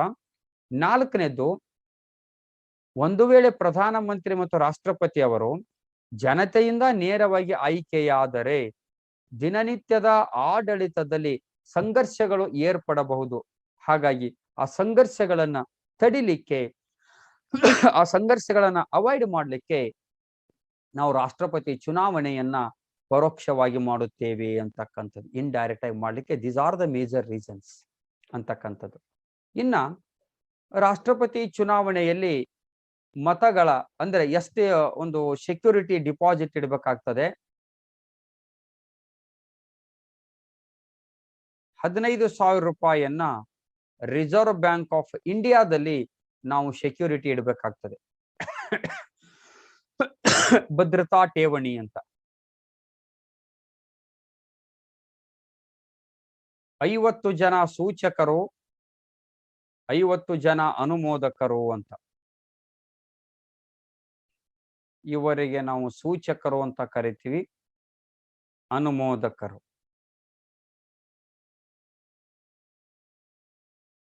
1969ರಲ್ಲಿ ರಾಷ್ಟ್ರಪತಿ ಚುನಾವಣೆಯಲ್ಲಿ ಸುಮಾರು 12 ಜನ, ಒಂದು ಡಜನ್ ರೀ, ಚುನಾವಣೆಗೆ ಸ್ಪರ್ಧಿಸ್ಬಿಡ್ತಾರೆ. ಕ್ವಾಲಿಫಿಕೇಶನ್ ಬಹಳ ಈಸಿ. 35 ವರ್ಷ ವಯಸ್ಸಾಗಿರಬೇಕು, ಭಾರತ ಪ್ರಜೆ ಆಗಿರಬೇಕು, ಲೋಕಸಭಾ ಸದಸ್ಯನಾಗುವ ಅರ್ಹತೆಯನ್ನು ಹೊಂದಿರಬೇಕು, ರಿಸರ್ವ್ ಬ್ಯಾಂಕ್ ಆಫ್ ಇಂಡಿಯಾ 15,000 ರೂಪಾಯಿ ಸೆಕ್ಯೂರಿಟಿ ಇಡಬೇಕು, ಡಿಪಾಸಿಟ್. 20 ಜನ ಇದ್ರು ಅವಾಗ ಇದನ್ನು ಸೂಚಕರು ಮತ್ತು ಅನುಮೋದಕರು, ಪ್ರಪೋಸರ್ಸ್ ಅಂಡ್ ಸೆಕೆಂಡರ್ಸ್. ಓನ್ಲಿ 20 ಇದ್ರು. ಬಹಳ ಜನ, ಒಂದು 12 ಗಂಟೆ ಜನ ಚುನಾವಣೆಯಲ್ಲಿ ಸ್ಪರ್ಧಿಸಿರು ಅಂತ ಅವಾಗ ಇಲೆಕ್ಷನ್ ಕಮಿಷನ್. ಸೊ ಇದನ್ನ ಸ್ವಲ್ಪ ಅವಾಯ್ಡ್ ಮಾಡ್ಬೇಕು ಅನ್ನೋದ್ರಷ್ಟು ಇಟ್ಕೊಂಡು 50 ಜನ ಅಂತ. ಒಬ್ಬರಿಗೆ ಸೂಚಕ ಆದಂತ ವ್ಯಕ್ತಿ ಸೂಚಕರು ಇನ್ನೊಬ್ಬರಿಗೆ ಸೂಚಕರಾಗುವಂತಿಲ್ಲ. ಒಬ್ಬರಿಗೆ ಅನುಮೋದಕರಾಗಿರ್ತಕ್ಕಂಥ ವ್ಯಕ್ತಿ ಇನ್ನೊಬ್ಬರಿಗೆ ಅನುಮೋದಕರಾಗ್ಲಿಕ್ಕೆ ಆಗೋದಿಲ್ಲ. ಈ ಸೂಚಕರು ಅನುಮೋದಕರಂದ್ರೆ ಯಾರು ನೋಡಿದಾಗ, ರಾಷ್ಟ್ರಪತಿ ಚುನಾವಣೆಯಲ್ಲಿ ಮತವನ್ನು ಹಾಕುವ ಅಧಿಕಾರ ಹೊಂದಿರತಕ್ಕಂಥವ್ರು. ಯಾರ ಚುನಾವಣೆಯಲ್ರಿ? ರಾಷ್ಟ್ರಪತಿಯ ಚುನಾವಣೆಯಲ್ಲಿ ಮತ ಹಾಕುವ ಅಧಿಕಾರ ಹೊಂದಿರುವ ಎಂ.ಎಲ್.ಎ ಸರ್. ಖಂಡಿತವಾದ. ಈಗ ಅದನ್ನೇ ನಾನು ತಗೋತೀನಿ. ಈಗ ನಿರ್ವಚನ ಗಣ ಅಂತ ಏನಿದೆಯಲ್ಲ, ಇನ್ ಮುಂದೆ ಅದನ್ನ ಹೇಳ್ತೀನಿ. ಯಾಕಂದ್ರೆ ಬಹಳ ಜನರಿಗೆ ಇದು ಗೊತ್ತಿರುತ್ತೆ, ನಿರ್ವಚನ ಗಣ ಅಂದ್ರೆ ಯಾರು ಅಂತ. ಆದ್ರೆ ಪ್ರಪೋಸರ್ಸು ಸೆಕೆಂಡರ್ಸು ಅಂತಕ್ಕಂಥ ಬಹಳ ಜನರಿಗೆ ಸ್ವಲ್ಪ ಎಲ್ಲೋ ಒಂದು ಕಡೆ ಕೆಲವೊಬ್ರಿಗೆ ಗೊತ್ತಿರುತ್ತೆ. ಹಾಗಾಗಿ ಅದನ್ನ ಮುಂದೆ ತಗೋಬೇಕಂತ ಬಿಟ್ಟಿದ್ದೀನಿ ಖಂಡಿತವಾಗಲು. ಚುನಾವಣೆಯಲ್ಲಿ ಮತ ಹಾಕುವ ಅಧಿಕಾರವನ್ನ ಹೊಂದಿರತಕ್ಕಂಥವ್ರು. ಹಾಗಾದ್ರೆ ರಾಷ್ಟ್ರಪತಿ ಚುನಾವಣೆಯಲ್ಲಿ ಮತ ಹಾಕುವ ಅಧಿಕಾರವನ್ನು ಯಾರು ಹೊಂದಿದ್ದಾರೆ? ಅದಕ್ಕೆ ನಾವು ನಿರ್ವಚನ ಗಣ ಅಂತಕ್ಕಂಥ ಬಳಸ್ತೀವಿ. ಈ ಎರಡಕ್ಕೂ ಒಂದೇ.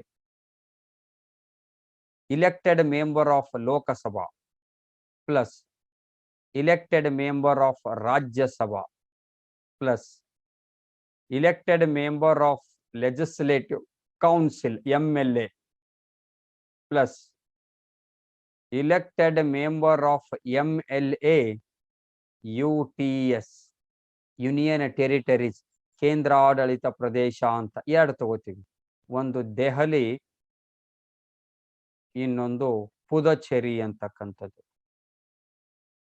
ಆಕ್ಚುಲಿ ಈ ಪುದಚೇರಿ 4 ಕಡೆ ಹೋಗಿದ್ದಾರೆ. ಒಂದು ಪುದಚೇರಿ, ಇನ್ನೊಂದು ಯಾನಂ ಅಂತಕ್ಕಂಥದ್ದು ಆಂಧ್ರದಲ್ಲಿ ಬರುವ ಯಾನಂ, ಕೇರಳದಲ್ಲಿ ಬರುವ ಮಾಹೆ, ಹಾಗೆ ತಮಿಳುನಾಡಿನಲ್ಲಿ ಇನ್ನೊಂದು ಬರ್ತದೆ ರೀ ಕರಾಯಿಕಲ್ ಅಂತಕ್ಕಂಥದ್ದು.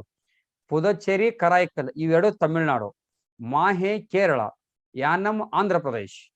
ಹೀಗೆ ಆ ಬೇರೆ ಬೇರೆ ಕ್ಷೇತ್ರಗಳಿಂದ ಆಯ್ಕೆಯಾಗಿ ಬಂದು ಪುದಚೇರಿಯಲ್ಲಿ ರಾಜ್ಯದ ಶಾಸಕಾಂಗವನ್ನು ಕೇಂದ್ರಾಡಳಿತ ಪ್ರದೇಶದ ಶಾಸಕಾಂಗವನ್ನು ಅವರು ಮಾಡಿದ್ದಾರೆ ಅಂತ. ಇನ್ನು ಮುಂದೆ ಜಮ್ಮು ಮತ್ತು ಕಾಶ್ಮೀರ ಮತ್ತು ಲಡಾಖ್ ಅಲ್ಲಿ ಒಂದು ವೇಳೆ ಚುನಾವಣೆ ನಡೆದರೆ ಅವರು ಕೂಡ ರಾಷ್ಟ್ರಪತಿಯ ಚುನಾವಣೆಯಲ್ಲಿ ಭಾಗವಹಿಸುತ್ತಾರೆ ಅಂತಕ್ಕಂಥದ್ದು. ಇದು 1992ರಲ್ಲಿ ಸಂಸತ್ತು ಕೇಂದ್ರಾಡಳಿತ ಪ್ರದೇಶದವರಿಗೆ ಮತ ಹಾಕುವ ಒಂದು ಅಧಿಕಾರವನ್ನು ನೀಡಿತು ಅಂತಕ್ಕಂಥದ್ದು. ಮುಂಚಿತವಾಗಿ ಇದ್ದಿದ್ದಿಲ್ಲ, 1992ದಲ್ಲಿ ಅಧಿಕಾರವನ್ನು ನೀಡಿದ್ರು ಅಂತ. ಇವರ ಎಲ್ಲರೂ ಏನು ಅಂತಂದ್ರೆ ರಾಷ್ಟ್ರಪತಿಯ ಚುನಾವಣೆಯಲ್ಲಿ ಮತ ಹಾಕುವ ಅರ್ಹತೆ, ಇವರೆಲ್ಲರಿಗೂ ನಾವು ಏನಂತ ಕರಿತೀವಿ, ಸೂಚಕರಾಗಬಹುದು, ಅನುಮೋದಕರಾಗಬಹುದು ಅಂತಕ್ಕಂಥದ್ದು. ರೈಟಾ? ಇಲ್ಲಿ ಆಂಗ್ಲೋ ಇಂಡಿಯನ್ಸ್ ಇಬ್ರು ಮತ ಹಾಕ್ಲಿಕ್ಕೆ ಆಗೋದಿಲ್ಲ. ಈಗನಕ ಹುದ್ದೆನ ರದ್ದಾಗಿದೆ. 12 ಜನ ನಾಮಿನೇಟೆಡ್ ಮೆಂಬರ್ಸ್ ಮತ ಹಾಕ್ಲಿಕ್ಕೆ ಆಗೋದಿಲ್ಲ. ವಿಧಾನಸಭೆಗಳಲ್ಲಿ 333ನೇ ವಿಧಿಯ ಪ್ರಕಾರ ಒಬ್ಬ ಆಂಗ್ಲೋ ಇಂಡಿಯನ್ ಬರ್ತಾನೆ, ಅವನು ಕೂಡ ಮತ ಹಾಕುವ ಅಧಿಕಾರವನ್ನು ಹೊಂದಿಲ್ಲ ಅಂತ. ಇವೆರಡು ರದ್ದಾಗಿದ್ದಾವೆ, ಇವರಿಗೆ ಅಧಿಕಾರವನ್ನು ನೀಡಿಲ್ಲ ಅಂತಕ್ಕಂಥ. ನೀವು ಕ್ವಶನ್ ಮಾಡ್ಬೋದು, ಯಾಕೆ ಸರ ಮಹಾಭಿಯೋಗದಲ್ಲಿ ಭಾಗವಹಿಸಲಿಕ್ಕೆ ಅವರಿಗೆ ಅಧಿಕಾರ ಕೊಟ್ಟಿದ್ದಾರೆ, ಆದರೆ ರಾಷ್ಟ್ರಪತಿ ಚುನಾವಣೆಯಲ್ಲಿ ಯಾಕೆ ನಾವು ಮತ ಕೊಡ್ಲಿಕ್ಕೆ ಆಗೋದಿಲ್ಲ? ಅಲ್ಲಿ ಮತದ ಮೌಲ್ಯಗಳನ್ನ ನಾವು ಕೌಂಟ್ ಮಾಡುವಾಗ, ಫಾರ್ ಎಕ್ಸಾಂಪಲ್ ಒಬ್ಬ ಕರ್ನಾಟಕದ MLA ವೋಟ್ ಹಾಕಿದ್ರೆ ಅದು 131 ಆಗ್ತದೆ. ಅದೇ ಒಬ್ಬ ಆಂಧ್ರ ಪ್ರದೇಶ ಒಬ್ಬ ಉತ್ತರ ಪ್ರದೇಶ ವೋಟ್ ಹಾಕಿದ್ರೆ 208 ಆಗ್ತದೆ. ಒಬ್ಬ ಸಿಕ್ಕಿಂದ ವೋಟ್ ಹಾಕಿದ್ರೆ 7 ಆಗ್ತದೆ ಅಂತಕ್ಕಂಥದ್ದು. ಹಾಗಾಗಿ ನಾಮಕರಣಗೊಂಡಂತ ಸದಸ್ಯರ ಮತದ ಮೌಲ್ಯಗಳನ್ನ ಅಂದ್ರೆ ತಿಳಿದುಕೊಳ್ಳೋದು ಹೇಗೆ, ಯಾವ ತರ ಮತದ ಮೌಲ್ಯಗಳನ್ನ ನಾವು ಕನ್ಸಿಡರ್ ಮಾಡಬೇಕು ಅಂತಕ್ಕಂಥ ಸಮಸ್ಯೆ ಆಗ್ತದೆ ಅನ್ನೋ ದೃಷ್ಟಿಯಿಂದ ನಾಮಕರಣಗೊಂಡಂತ ಸದಸ್ಯರಿಗೆ ರಾಷ್ಟ್ರಪತಿ ಚುನಾವಣೆಯಲ್ಲಿ ಭಾಗವಹಿಸುವ ಅಧಿಕಾರವನ್ನ ನೀಡಲಿಲ್ಲ ಅಂತಕ್ಕಂಥದ್ದು. ವಿಪರ್ಯಾಸ, ಇವತ್ತಿನ ಪ್ರಸ್ತುತ ರಾಷ್ಟ್ರಪತಿ ಚುನಾವಣೆಯನ್ನು ಕೂಡ 1971ರ ಜನಗಣತಿಯ ಆಧಾರದ ಮೇಲೆ ನಡೀತದೆ. ಎಸ್, ಅದನ್ನೊಂಚೂರು ನಾನು ನಿಮ್ಗೆ ಡಿಸ್ಕಸ್ ಮಾಡ್ತೀನಿ. ಯಾಕೆ, ಏನು, ಇಂದಿರಾ ಗಾಂಧಿ ಗವರ್ಮೆಂಟ್ದಾಗ ಹೇಗಾಯ್ತು, ಹಾಗೆ ಅಟಲ್ ಬಿಹಾರಿ ವಾಜಪೇಯಿ ಗವರ್ಮೆಂಟ್ದಾಗ ಯಾಕೆ ಈ ಪರಿಸ್ಥಿತಿಯನ್ನು ತೆಗೆದುಕೊಂಡ್ರು, ಡಿಸ್ಕಸ್ ಮಾಡೋಣ ಅದನ್ನ ಅಂತ.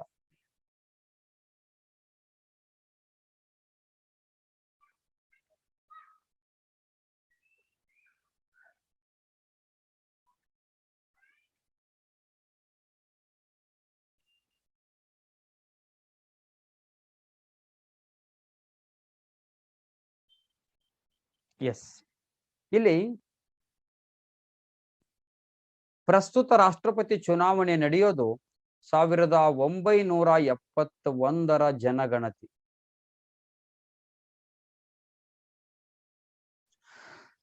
ಅವಾಗ 71ರ ಜನಗಣತಿ ಬಂತು.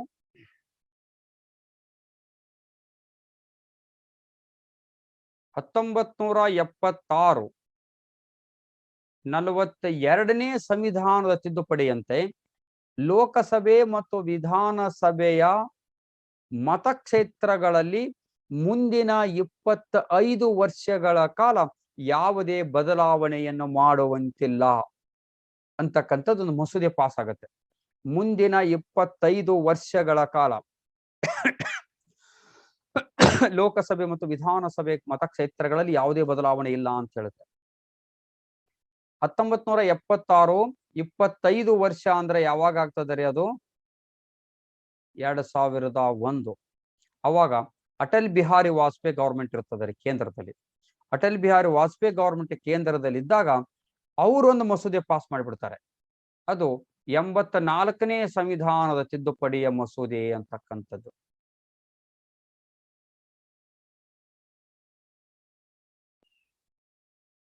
ಇದು ಮುಂದಿನ 25 ವರ್ಷಗಳ ಕಾಲ ಅಂದ್ರೆ 2026 AD ಇಲ್ಲಿಯವರೆಗೂ ಲೋಕಸಭೆ ಮತ್ತು ವಿಧಾನಸಭೆಯ ಚುನಾವಣೆಗಳ ಏನ ಮತಕ್ಷೇತ್ರಗಳಿದಾವೋ ಯಾವುದೇ ತರದ ಬದಲಾವಣೆಗಳನ್ನ ಮಾಡುವಂತಿಲ್ಲ. ಅಲ್ಲಿ ಯಾವುದೇ ತರನಾಗಿರ್ತಕ್ಕಂಥ ಒಂದು ಬದಲಾವಣೆಯನ್ನು ಮಾಡ್ಲಿಕ್ಕೆ ಆಗೋದಿಲ್ಲ. ಲೋಕಸಭೆ ಮತ್ತು ವಿಧಾನಸಭೆ ಚುನಾವಣೆಗಳು ಏನ್ ನಡೀತಿದಾವೋ ಅಲ್ಲಿ ಯಾವುದೇ ತರದ ಚೇಂಜಸ್ ಅನ್ನು ಮಾಡ್ಲಿಕ್ಕೆ ಆಗೋದಿಲ್ಲ ಅಂತಕ್ಕಂಥದ್ದು ಹೇಳುತ್ತೆ. ಆದ್ರೆ 1971 ಇರ್ತಕ್ಕಂಥ ಜನಗಣತಿಗೂ ಪ್ರಸ್ತುತವಾಗಿ ನಡೆಯತಕ್ಕಂಥ ಜನಗಣತಿಗೂ there is a lot of differences. It is a difficult to maintain. ಬಹಳ ಕಷ್ಟ ಆಗುತ್ತೆ ಅಂತಕ್ಕಂಥದ್ದು. ಹೇಳಿ, ಹೌದು. Any questions?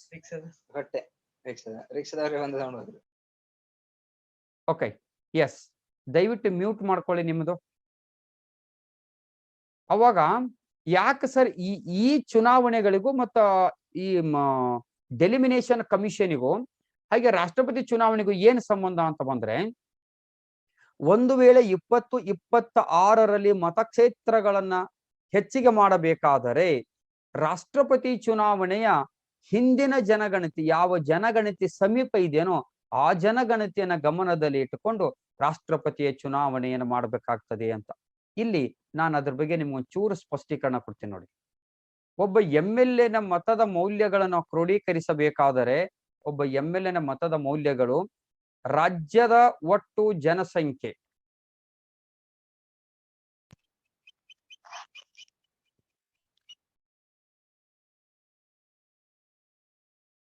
Whole divided by ಚುನಾಯಿತ ವಿಧಾನಸಭಾ ಸದಸ್ಯರು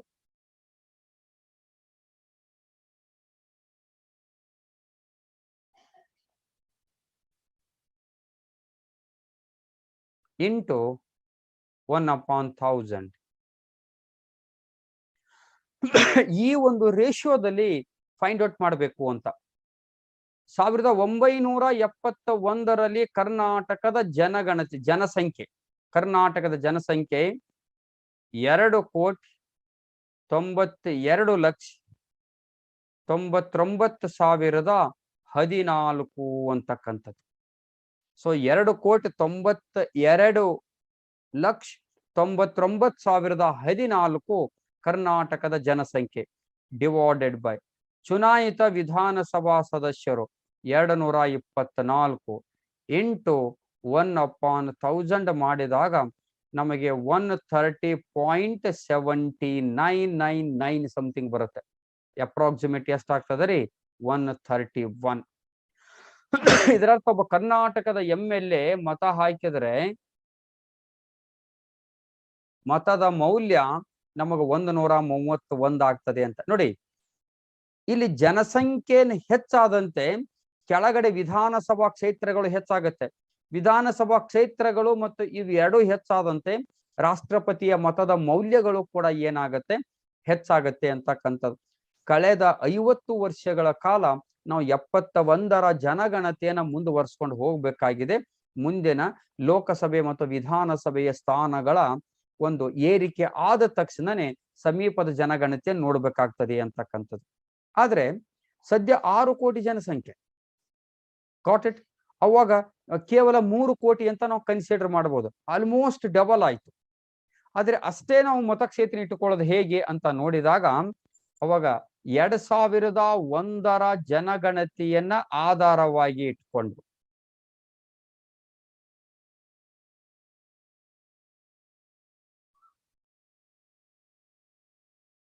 2002ರಲ್ಲಿ ಒಂದು ಡೆಲಿಮಿನೇಷನ್ ಕಮಿಷನ್ ನೇಮಕ ಆಗ್ತದೆ ರೀ.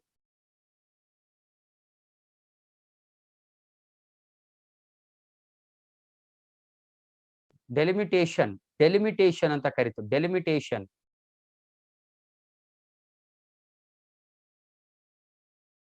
ಡೆಲಿಮಿಟೇಷನ್ ಕಮಿಷನು ಇದರ ಕೆಲಸ ಏನಪ್ಪಾ ಅಂತಂದ್ರೆ ಮತಕ್ಷೇತ್ರಗಳ ವ್ಯಾಪ್ತಿಯನ್ನು ಗುರುತಿಸೋದು. ಆಕ್ಚುಲಿ ಇದು ಸ್ಟಾರ್ಟ್ ಆಗಿದ್ದು 1951. 2021ರಲ್ಲಿ ತನ್ನ 70 ವರ್ಷಗಳ ಒಂದು ಸುದೀರ್ಘವಾಗಿರತಕ್ಕಂತ ಆಡಳಿತವನ್ನ ಈ ಕಮಿಷನ್ ಏನ್ ಮಾಡಿದೆ, ನಿಭಾಯಿಸಿದೆ ಅಂತಕ್ಕಂಥದ್ದು. 2002ರಲ್ಲಿ ಇದು ನೇಮಕ ಆದಾಗ ಇದರ ಅಧ್ಯಕ್ಷರು ಯಾರು ಇದ್ರು ಅಂದ್ರೆ ಕುಲದೀಪ್ ಸಿಂಗ್.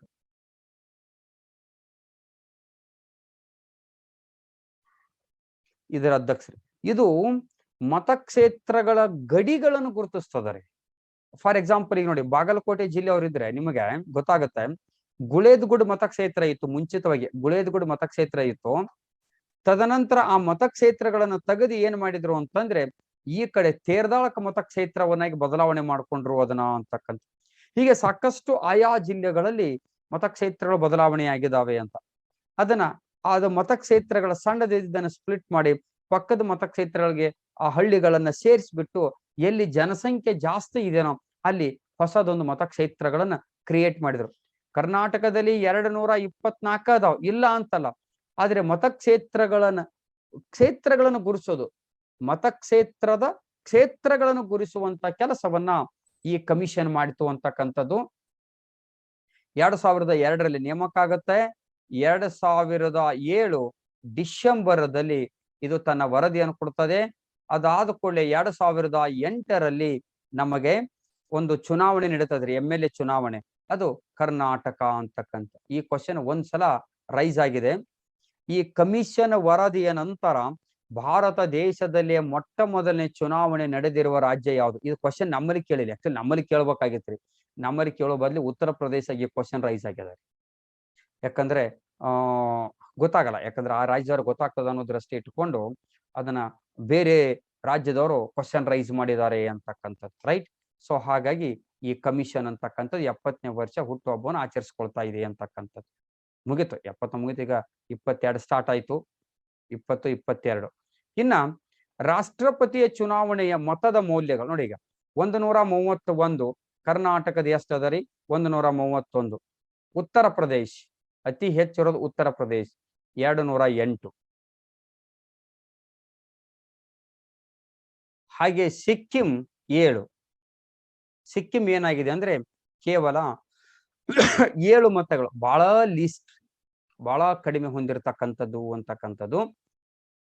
ಇಲ್ಲಿ 131 ಕರ್ನಾಟಕದ ನಾವು ನೋಡಿದಾಗ 131 8 234 ಅಂತ ಮಾಡಿದಾಗ ಬಹುತೇಕ ನಮಗೆ 29,334 ಬರ್ತದೆ ಅಂತಕ್ಕಂಥದ್ದು, ರೈಟ್? ಅಪ್ರಾಕ್ಸಿಮೇಟ್ 29,334. ಹೀಗೆ ಕರ್ನಾಟಕ, ಕೇರಳ, ಆಂಧ್ರ, ತಮಿಳುನಾಡು, ಪಂಜಾಬ್, ಒರಿಸ್ಸಾ, ಪುದುಚೇರಿ, ಡೆಲ್ಲಿ, ಹೀಗೆ ಎಲ್ಲಾ ರಾಜ್ಯದ ಮತಗಳನ್ನ ನಾವು ಕ್ರೋಢೀಕರಣ ಮಾಡಿದಾಗ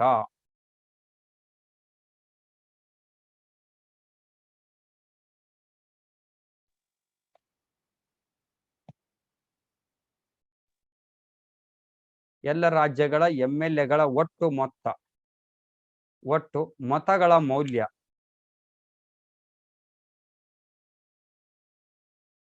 ಎಷ್ಟಾಗ್ತದೆ ಅಂದ್ರೆ 5,49,474 ಆಗ್ತದೆ ಅಂತ. 5,49,474 ಭಾರತ ದೇಶದ ಎಲ್ಲಾ MLAಗಳು ಅಂದ್ರೆ ನಾಮಿನೇಟೆಡ್ದವ್ರನ್ನ ಬಿಟ್ಟು ಇಷ್ಟು ಮತ ಆಗ್ತದೆ ಅಂತಕ್ಕಂಥದ್ದು. ಇನ್ನ ಲೋಕಸಭೆ ಮತ್ತು ರಾಜ್ಯಸಭೆಯ ಮತದ ಮೌಲ್ಯಗಳನ್ನು ನಾವು ನೋಡಿದಾಗ MP ಮತಗಳು ನೋಡಿದಾಗ ದೇಶದ ಎಲ್ಲಾ MLAಗಳ ಒಟ್ಟು ಮತದ ಮೌಲ್ಯಗಳು 5,49,474. ಚುನಾಯಿತ ಲೋಕಸಭಾ ಸದಸ್ಯರು, ಚುನಾಯಿತ ರಾಜ್ಯಸಭಾ ಸದಸ್ಯರು, ಚುನಾಯಿತ ಲೋಕಸಭಾ ಸದಸ್ಯರು, ಚುನಾಯಿತ ರಾಜ್ಯಸಭಾ ಸದಸ್ಯರು ಅಂತಕ್ಕಂಥದ್ದನ್ನ ನೋಡಿದಾಗ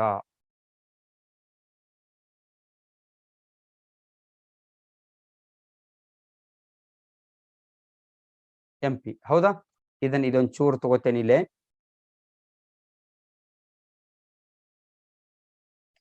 ಐದು ಲಕ್ಷ 49,474 ಚುನಾಯಿತ ಲೋಕಸಭಾ ಸದಸ್ಯರ ಸಂಖ್ಯೆ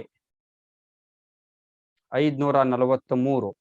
ಒಟ್ಟು ಸದಸ್ಯರ ಸಂಖ್ಯೆ 552. 552ರಲ್ಲಿ ಪ್ರೆಸೆಂಟ್ ಇರ್ತಕ್ಕಂಥವ್ರು 545. ಅದ್ರಾಗ ಇಬ್ಬರು ಆಂಗ್ಲೋ ಇಂಡಿಯನ್ಸ್ ಅನ್ನು ತೆಗೆದು ಬಿಡಿ. ಈಗ ಎಷ್ಟಾಯ್ತು? 543 ಪ್ಲಸ್ ಚುನಾಯಿತ ರಾಜ್ಯಸಭಾ ಸದಸ್ಯರು ಇಲೆಕ್ಟೆಡ್ ಮೆಂಬರ್ಸ್ ಒಟ್ಟು 250. ಪ್ರೆಸೆಂಟ್ ಇರೋರು 245. 245 ಪ್ರೆಸೆಂಟ್. ಈಗ 12 ಜನರ ಲೆಸ್ ಮಾಡಿ. 5 - 2 3, 4 - 1 3, that is 2. 233. 5,49,474 ಪ್ಲಸ್ 3 3 6 3 4 7. ಸೊ 5 2 7. 776 ಮಾಡಿದಾಗ ನಮಗ ಮತದ ಮೌಲ್ಯ ಸಿಗೋದು 708 ಅಂತ. ನೋಡ್ರಿ, ವಂಡರ್ಫುಲ್. ಒಬ್ಬ ಲೋಕಸಭಾ ಸದಸ್ಯ ರಾಷ್ಟ್ರಪತಿ ಚುನಾವಣೆಯಲ್ಲಿ ಮತ ಹಾಕಿದ್ರೆ ಮತದ ಮೌಲ್ಯ 708 ಆಗ್ತದೆ ಅಂತ. ಹಾಗಾದ್ರೆ ಲೋಕಸಭಾ ಸದಸ್ಯರ ಮತ್ತು ರಾಜ್ಯಸಭಾ ಸದಸ್ಯರ ಒಟ್ಟು ಮತದ ಮೌಲ್ಯಗಳು ಎಷ್ಟು ಅಂತ ನಾವು ನೋಡಿದಾಗ 708 ಇಂಟು 776 ಟೋಟಲ್ 5,49,408 ಅಂತ. ಇದು ಒಂದು ಕ್ವಶನ್ UPSCಗೆ ಬಂದಿತ್ತು ಆಕ್ಚುಲಿ. ಏನಂತಂದ್ರೆ ಸಬ್ ಕ್ವಶನ್. ಕ್ವಶನ್ಸ್ ದಲ್ಲೇ ಒಂದು ಆಪ್ಷನ್ ಇಟ್ಟಿದ್ರೆ ಅಷ್ಟೇ. ಇದೆ ಇದೇ ಕ್ವಶನ್ ಅಂತಲ್ಲ, ಒಂದು ಕ್ವಶನ್ ಅದಲ್ಲಿ ಆಪ್ಷನ್ ರೂಪದಾಗ ಬಂದಿತ್ತು. ರಾಷ್ಟ್ರಪತಿ ಚುನಾವಣೆಯ ವಿಧಾನಸಭಾ ಎಲ್ಲ ರಾಜ್ಯದ ವಿಧಾನಸಭಾ ಸದಸ್ಯರ ಮತದ ಮೌಲ್ಯಗಳು ಸಂಸತ್ ಸದಸ್ಯರ ಮತದ ಮೌಲ್ಯಗಳಿಗಿಂತ ಕಡಿಮೆಯಾಗಿರುತ್ತದೆ ಅಂತಕ್ಕಂಥ. ಇಲ್ರಿ, ಕಡಿಮೆಯಾಗಿಲ್ಲ, ಹೆಚ್ಚದರಿ. ವಿಧಾನಸಭಾ ಸದಸ್ಯರ ಮತ ಮೌಲ್ಯ 5,49,474. MP-ಗಳದು 408 ಅಂತ. ಟೋಟಲ್ ಮತದ ಮೌಲ್ಯಗಳನ್ನು ನೋಡಿದಾಗ ಎಷ್ಟಾಗ್ತದರಿ? 10,98,882 ಮತಗಳು ಅಂತ. ಇದರಲ್ಲಿ 50%ಕ್ಕಿಂತ ಹೆಚ್ಚು ಮತಗಳನ್ನು ಪಡೆದಿರುವ ವ್ಯಕ್ತಿ ರಾಷ್ಟ್ರದ ಅಧ್ಯಕ್ಷರಾಗಿ ಆಯ್ಕೆಯಾಗ್ತಾರೆ. 50%ಕ್ಕಿಂತ ಹೆಚ್ಚು ಮತಗಳನ್ನು ಪಡಿಬೇಕು. ಈ ತರ ಮತ ವ್ಯವಸ್ಥೆ ಏನಿದೆನೋ ನಾವಿದಕ್ಕೆ ಏನಂತ ಕರಿತೀವಿ? ಮೀನ್ ಪ್ರಪೋರ್ಷನಲ್ ಅಂತಕ್ಕಂಥ ಪದವನ್ನು ಬಳಸ್ತೀವಿ. ಒಂದು ಮೀನ್ ಪ್ರಪೋರ್ಷನಲ್ ಅಂತ. ಭಾರತದಲ್ಲಿ 2 ಪ್ರಕಾರ ಒಂದು ಚುನಾವಣೆ ವ್ಯವಸ್ಥೆ ಬರುತ್ತೆ ಸ್ನೇಹಿತರೆ. ಒಂದು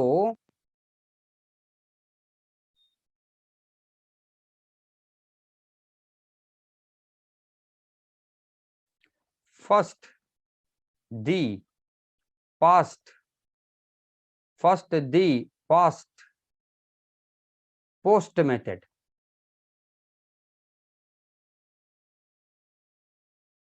First the past post method.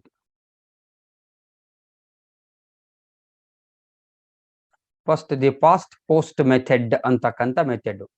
ಇದು 2 ಚುನಾವಣೆ ನಡೀತಾವ್ರ ನಮ್ಮಲ್ಲಿ. ಒಂದು ಲೋಕಸಭೆ, ಇನ್ನೊಂದು ವಿಧಾನಸಭೆ ಚುನಾವಣೆ ಅಂತ. First past the post method. ಇಲ್ಲ ಹಿಂಗ್ ತೊಳಿ, first past the post method ಅಂತ. First past the post method. ಇದು ಎಷ್ಟು ಜನ ನಿಂತ್ಕೊಡ್ರಿ ಚುನಾವಣೆಯಲ್ಲಿ, ಒಂದು ಲೋಕಸಭೆ ಆಗಿರ್ಬೋದು ಅಥವಾ ರಾಜ್ಯಸಭೆ ಚುನಾವಣೆಗೆ ಎಷ್ಟು ಜನ ಆದ್ರೂ ನಿಂತ್ಕೊಳ್ಳಿ, ನಿತ್ತಂತ ವ್ಯಕ್ತಿಗಳಲ್ಲಿ ಇಷ್ಟೇ ವೋಟ್ ಪಡಿಬೇಕಂತಿಲ್ಲ. ಕನಿಷ್ಠ ಇತರೆ ನಿತ್ತಂತ ಸದಸ್ಯರಲ್ಲಿ ಇತರೆ ಅವರಿಗಿಂತ ಒಂದೇ ಒಂದು ವೋಟ್ ನೀವು ಹೆಚ್ಚಿಗೆ ಪಡೆದರೆ ನೀವು ಗೆದ್ದ ಅಭ್ಯರ್ಥಿಗಳು ಅಂತ. ಫಾರ್ ಎಕ್ಸಾಂಪಲ್, ಈಗ ಒಂದು ಮತಕ್ಷೇತ್ರದಲ್ಲಿ ಒಂದು 10,000 ಮತ ಅದಾವ ಅಂತ ಇಟ್ಕೊಳ್ಳಿ, 10,000. ಆ 10,000ದಲ್ಲಿ ಈತ 100 ಪಡೆದಿದ್ದಾನೆ, ಈತ 200 ಪಡೆದಿದ್ದಾನೆ, ಈತ 201 ಪಡೆದಿದ್ದಾನೆ, ಈತ 300 ಪಡೆದಿದ್ದಾನೆ ಅಂತಕ್ಕಂಥದ್ದು. ಹೌದಾ? ಎಲ್ಲಾರು ಸೇರಿ ಒಂದು 500 600 ವೋಟು. ಉಳಿಕೆದವ್ರು ಯಾರು ವೋಟ್ ಹಾಕಿಲ್ಲ ಅಂತ ಇಟ್ಕೊಳ್ಳಿ, ನೋಟಾನು ಯೂಸ್ ಮಾಡಿಲ್ಲ. ಅಂತ ಪರಿಸ್ಥಿತಿಯಲ್ಲಿ ಈತ ಇಲೆಕ್ಟೆಡ್ ಕ್ಯಾಂಡಿಡೇಟ್ ಅಂತ ಆಯ್ಕೆಯಾಗ್ತಾನೆ ಅಂತ. ಆಕ್ಚುಲಿ ಚುನಾವಣಾ ಆಯೋಗ ಅದನ್ನ ಪರಿಶೀಲನೆ ಮಾಡ್ತದೆ. ಯಾಕಂದ್ರೆ ಇಡೀ ಮತಕ್ಷೇತ್ರದಲ್ಲಿ ಇಷ್ಟು ಕಳಪೆ ಮತದಾನ ಯಾಕಾಯ್ತು ಅಂತಕ್ಕಂಥ ನೇಮಕ ಮಾಡ್ಬೋದು, ಆದ್ರೆ ಅಧಿಕೃತವಾಗಿ ಕೋರ್ಟ್ಗೆ ಹೋಗೋ ಅಧಿಕಾರಗಳಿಲ್ಲ. ಯಾಕಂದ್ರೆ ನಿತ್ತಂತ ವ್ಯಕ್ತಿಗಳಲ್ಲಿ ಯಾರು ಫಸ್ಟ್ ಇದ್ದಾರೋ, ಇತರೆ ಪಾಸ್ಟ್ಗಿಂತ ಯಾರು ಫಸ್ಟ್ ಇದ್ದಾರೋ ಆತ ಚುನಾಯಿತ ಸದಸ್ಯ ಅಂತಕ್ಕಂಥದ್ದು. ಇದು ಲೋಕಸಭೆ ಮತ್ತು ವಿಧಾನಸಭೆಯಲ್ಲಿ ಬರುತ್ತೆ. ಆದರೆ ರಾಷ್ಟ್ರಪತಿ ಚುನಾವಣೆಯಲ್ಲಿ ಹಾಗಲ್ಲ. 10,98,882 ಮತಗಳಿದಾವೆ ಅಂತ ಬಂದಾಗ 10,98,442 ಮತಗಳನ್ನ 5,49,442 ಮತಗಳನ್ನು ಪಡಿಲೇಬೇಕು ಕಡ್ಡಾಯವಾಗಿ. ಇಟ್ಟು ಪಡೆದರೆ ಮಾತ್ರ ಆತ ರಾಷ್ಟ್ರಪತಿ ಹುದ್ದೆಗೆ ಆಯ್ಕೆಯಾಗ್ತಾನೆ. ಇಲ್ಲ ಅಂತಂದ್ರೆ ಆಯ್ಕೆಯಾಗೋದಿಲ್ಲ, ಮತಗಳ ವರ್ಗಾವಣೆಯಾಗ್ತದೆ ಅಂತಕ್ಕಂಥದ್ದು. ಮತಗಳು ಏನಾಗ್ತಾವು, ಟ್ರಾನ್ಸ್ಫರ್ ಆಗ್ಲಿಕ್ಕೆ ಪ್ರಾರಂಭ ಆಗ್ತದೆ ಅಂತಕ್ಕಂಥದ್ದು. ಓಕೆ ಸ್ನೇಹಿತರೆ, ಓಕೆ, ಥ್ಯಾಂಕ್ ಯು.